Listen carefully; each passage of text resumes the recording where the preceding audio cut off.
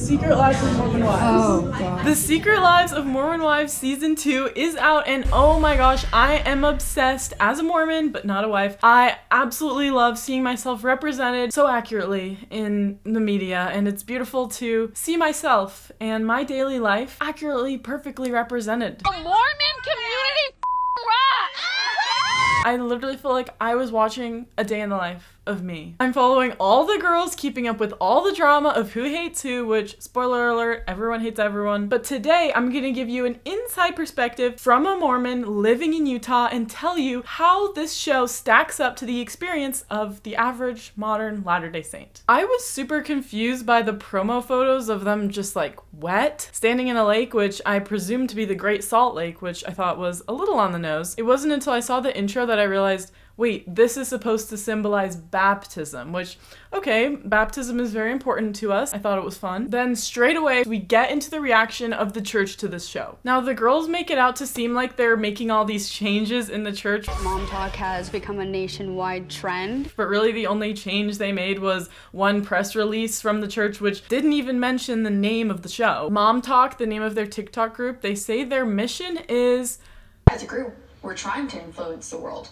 And I feel like if no one's... But what are you guys trying to influence? What are you trying to We're trying to show women? empower women. But you guys all just shit on each other. No one knows what their mission is, not even the girls themselves. Mom Talk is supposed to be taking down the patriarchy / women supporting women, but no one is being supported, and I don't think they even know what the patriarchy is. I think Mom Talk's been a positive impact for the Mormon community. Okay. It's had a positive impact on me because I really enjoyed the show, but mostly it leads to weird questions. People have asked me, oh, you're Mormon, are you like the Mormon Wives girls? So it's definitely adding to misconceptions about what Mormons are. At the same time, I think a lot of people are catching on to the fact that these girls are barely Mormon. Do you think a show like this represents our church at all? No, not really. What represents our church? What do you think of when you think of the Church of Jesus Christ of Latter-day Saints? Jesus Christ. So I do want to say before we get further into this video, I'm from Boston. So I was born in Boston. I also grew up in the church, in the LDS church, and my experience was really different from a lot of Latter-day Saints who live in Utah. And so there's a lot of things in this show that I understand as part of Utah culture, but that I didn't grow up with. Because I have been living in Utah for a couple of years now. I go to BYU, I live in Provo, Utah, but I don't think Mom Talk is inspiring anyone to live the way they're living, because honestly, the girls seem miserable a lot of times. I think this show should be shown in Sunday school. I think it is a great advertisement for the church to say, look, if you don't follow the rules, you are gonna end up on a reality TV show, depressed, bullied, in the middle of a swinging scandal, your husband will leave you, and your friends will hate you. But since some of them have left the church, and some of them are divorced or never even married, this show is barely about Mormons or wives. Okay, now let's talk about Jen. She's my favorite, personally, and this season she's dealing with a strained marriage over a scandal in the last season. I actually got to meet Jen in person along with Whitney and Zach, and Whitney's husband too, when I went to see Heretic, the movie about the two sister missionaries. You can check out that video on my channel. I also made a video about that from the perspective of a former sister missionary. And Jen was just so sweet when I met her in real life, and Zach was kind of like shy. Whitney was amazing. I love her. She's so funny. And her husband was also so funny, and they just seem like really cool, genuine people. Whitney is also one of the more devout members of the group, and you can really tell in a scene where they talk about the temple that I'm going to talk about later in this video, so stick around for that. So Jen says that she's going through spiritual warfare in this season. Spiritual warfare is just a way of saying, I'm having a hard time in my life. It's a way of saying I'm in a lot of pain, emotionally, mentally, spiritually. So Zach says that he is not currently going to church. And the husbands are asking why, because he said Jen wants to go to church, but he wants to, but he's not. And what he basically explains is that he feels embarrassed and ashamed and not accepted, which I guess this has to do with the way that everyone hated him in the last season, or maybe it's because he feels guilty about how terribly he treated Jen. Can I have a hug? You can have a handshake. I guess, yeah, like if he went to church, I wonder if he thinks the people in his congregation would judge him, which probably, like, he was on a reality TV show. People know a lot about his life, and he was an absolute jerk to his wife. But at the same time, like, he could just go and, like, sit in the back. So I think it's less about judgment from other members and more just about being embarrassed from God. If I were there with Zach, I would say, you know what, Zach? You are welcome. You should come back. We are like Whitney. Sometimes we don't come to church.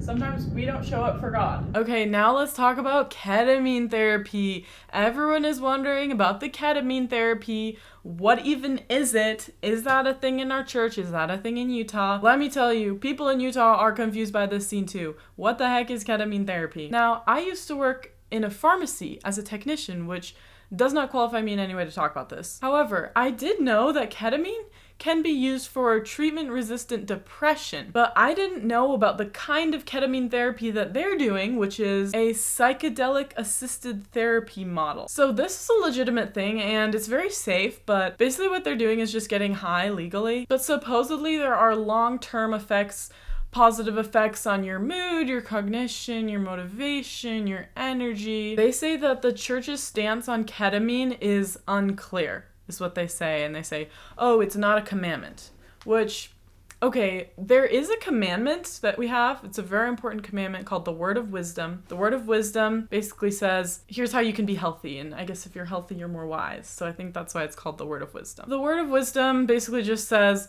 don't drink alcohol, don't do drugs, don't drink coffee. If it is a medical treatment, that is an obvious exception to the Word of Wisdom.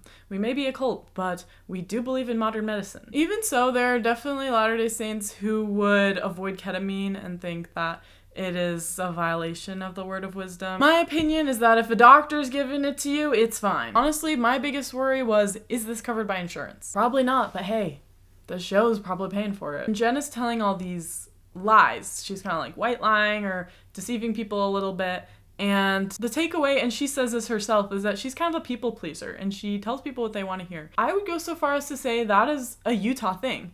I think people from Utah want to keep the peace and they want to be kind and they want to be nice and they want to make others happy. And so sometimes that comes in the form of people pleasing and avoiding conflict, which is definitely something I've noticed about the culture here. So Zach is continually trying to get Jen to leave Mom Talk, which on one hand is a little controlling, but on the other hand, Mom Talk is incredibly toxic and Jen is literally crying every day, having breakdowns, having meltdowns because of Mom Talk, because of the bullying, because of the stress and drama. Then Jen finds out she's pregnant and she starts spiraling. She gets really depressed. She has to stop filming the show.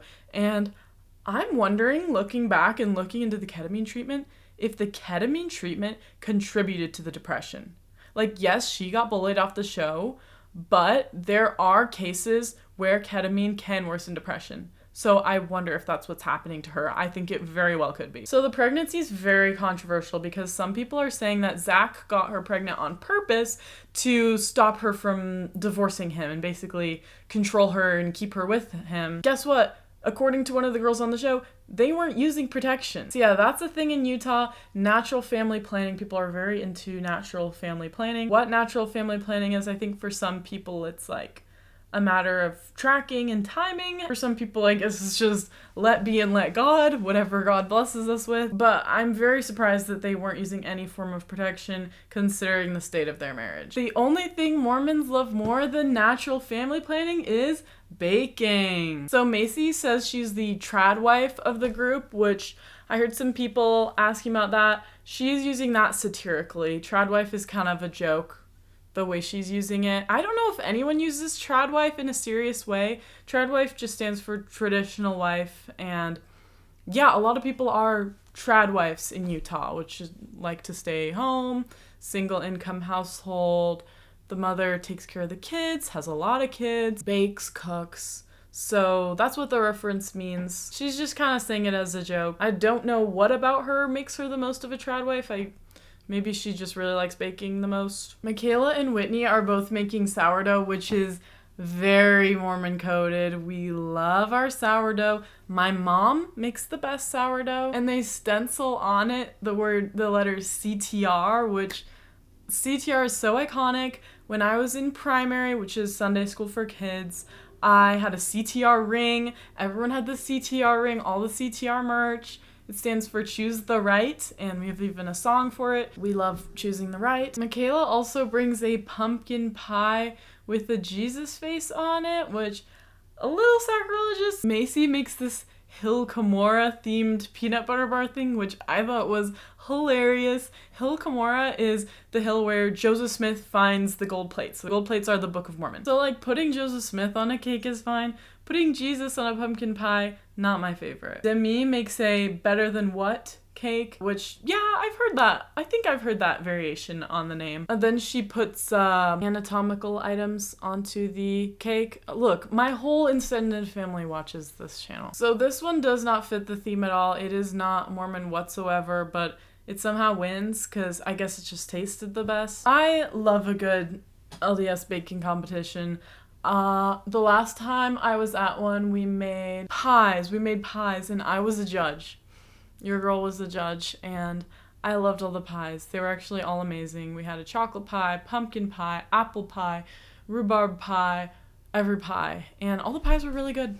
So yeah, we're very into baking. This was probably one of the very few scenes that truly resonated with me, besides the whole like themed thing. I have never done a theme like that. It's usually just bake something that tastes good, not bake something that looks like the Hill Cumorah. So yeah, we love baking for holidays. Holidays are also huge in Utah. This is another thing they got right, which is they love their holidays. People decorate like crazy for every single holiday, and they're all these celebrations, and Santa always comes to the party, an adults only party, and someone dressed as Santa comes.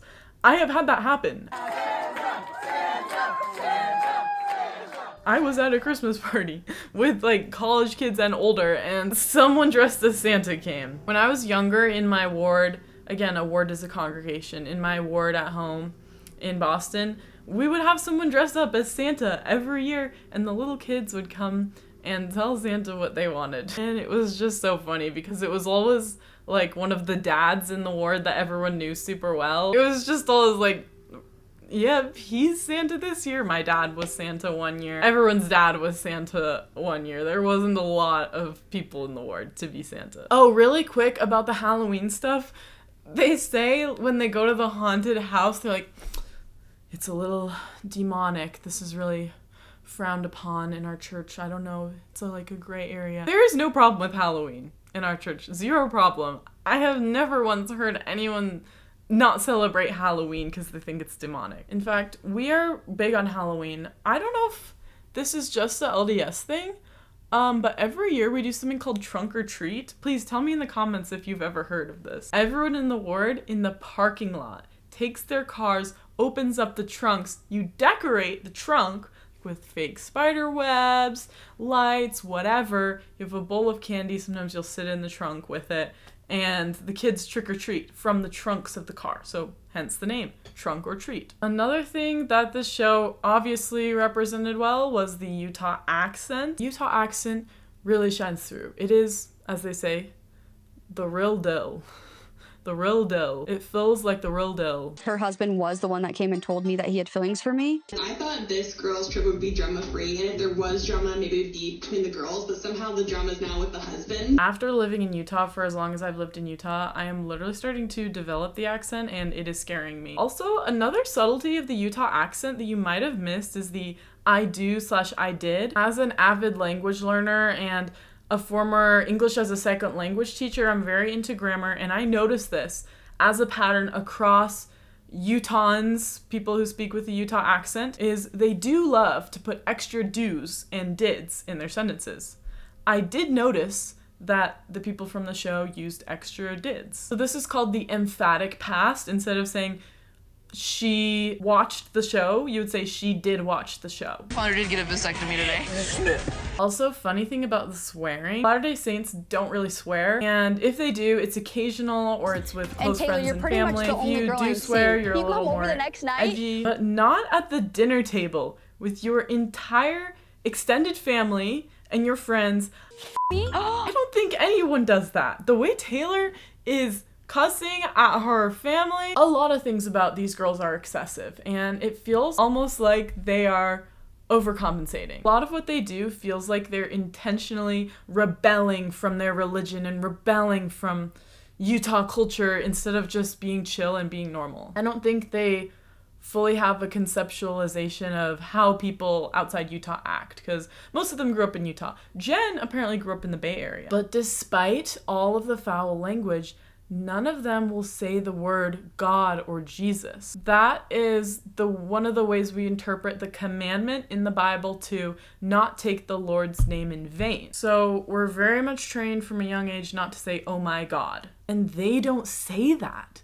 Despite all of their swearing, they don't say, oh my God. They always say, oh my gosh. Or they say, oh my hell. They won't say, for God's sake. They say, for hell's sake. They even say, gosh damn at one point, which I thought was a little ridiculous. Them being so foul-mouthed actually makes the show less funny. I think they missed out on a fantastic opportunity to make them say frick and darn the whole show. I think that would have been amazing. Okay, now we're going to talk a little bit about Taylor. Taylor's main storyline is that she's dealing with her husband playing her at the beginning of the relationship, and he's been lying about it for years. Enter Taylor's stepdad, the most hated character from season 2. Right off the bat, he's making weird comments about her Halloween costume, and at the family dinner, everything goes down. Taylor is screaming at Dakota about how she can't trust him, all these things, and Taylor's dad is basically blaming it on her. He goes,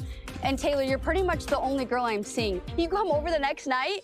He came over and had sex with you? What does that say about you? He's like, where's your self-worth? And she's like, I have none.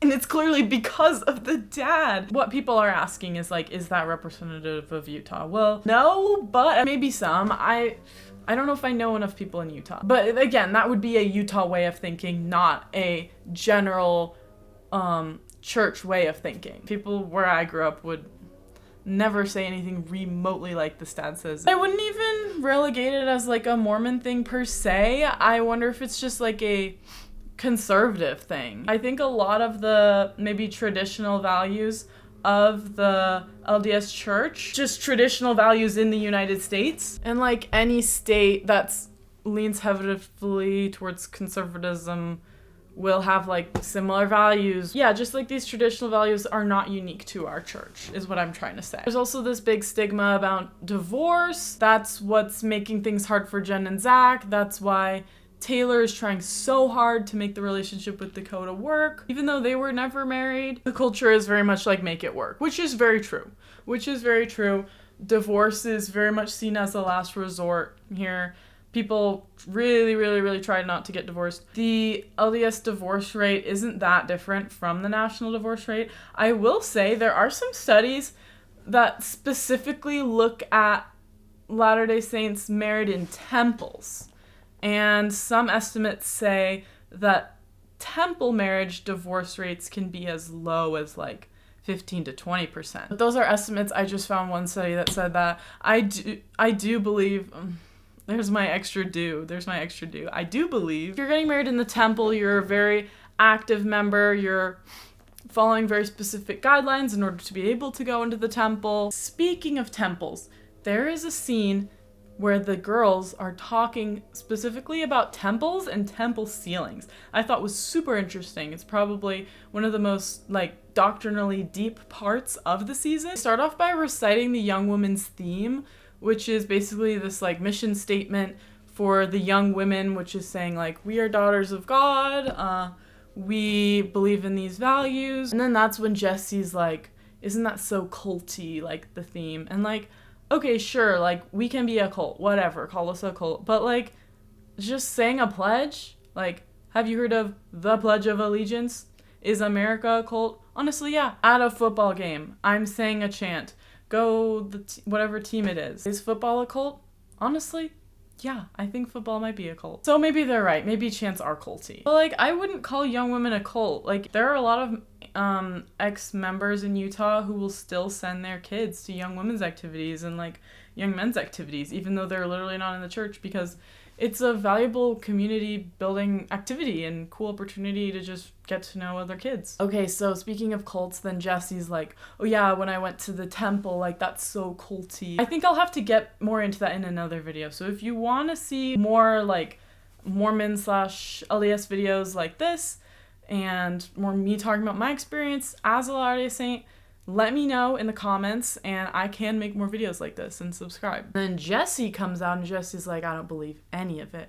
And Whitley's like, none of it? Not even like the afterlife part? And she's like, well, like some of it. So then Demi asks Jessi, she's like, so you don't believe the Book of Mormon is true? Jessi's like, well, there's really no way to know because they didn't have cell phones back then. Like the fact that her head goes to phone instead of like camera, it's just like, girl, you are so obsessed with your phone. Like, oh, posting a TikTok, hey, it's me, Mormon. They talk about going through the temple. So not all the girls have been through the temple.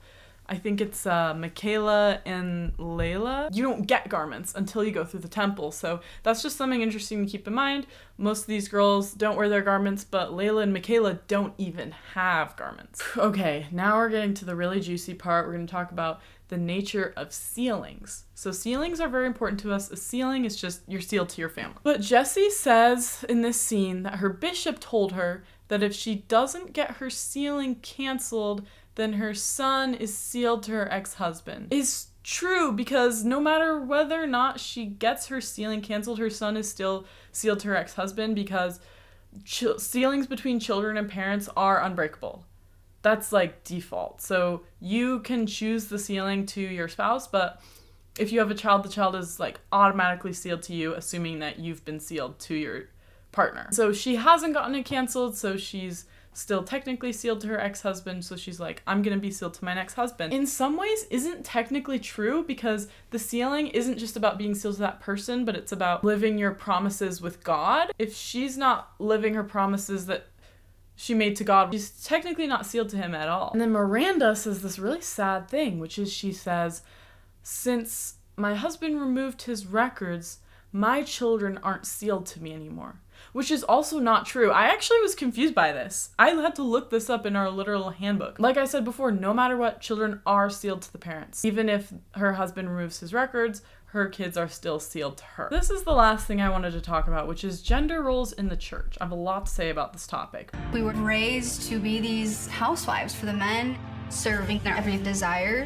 So they talk a little bit about how the women in this show are the breadwinners for their families, and the gender role expectations in the church and how that's breaking them. So one of the girls says, I'm quoting, within the Mormon church, what's expected is for women to submit to their husband. So I've never felt this way. Our church is very much like women and men are equal. A woman should submit to her husband in the same way that the husband submits to her, in an equal partnership. This is another example, I think, of just conservative values being mixed with church doctrine. Our church doctrine is that men and women are equal, very much. That's what I've been taught. So if someone else is telling you different, that's just what they've been taught, probably what their family's been taught. My parents taught me that women and men are equal. They are very much equal in their marriage, and that's also like what I expect for my future. Yeah, there's definitely a culture here in Utah for girls to feel less than boys, and for girls to feel just not as important and powerless, and a lot of pressure on all you're supposed to do is be a mom. But nowadays, especially at BYU, if you say, all I want to be is a stay-at-home mom, people will actually look down on you now for that. This is a new thing. I'm not making this up. I took a class at BYU called Sociology of Gender. Yes, they teach sociology at BYU. Yes, they teach you about gender. And we talked a lot about this expectation